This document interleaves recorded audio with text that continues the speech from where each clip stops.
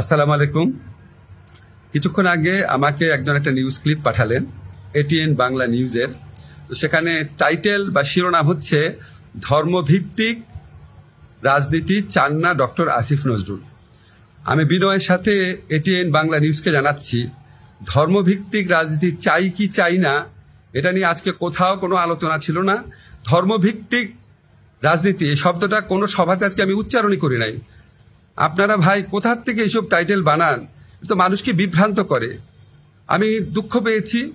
আমি আপনাদের কাছে অনুরোধ করব, আপনারা বুঝে না বুঝে যে কোনো কারণই হোক, প্লিজ মানুষকে বিভ্রান্ত করেন না। আমি এই ধরনের কোনো কথা বলিনি। আপনারা শিরোনামটা আমার বক্তব্য দেখে আশা করি ঠিক করে নেবেন। ধন্যবাদ আপনাদের। আসসালামু আলাইকুম। কিছুক্ষণ আগে আমাকে একজন একটা নিউজ ক্লিপ পাঠালেন এটিএন বাংলা নিউজের।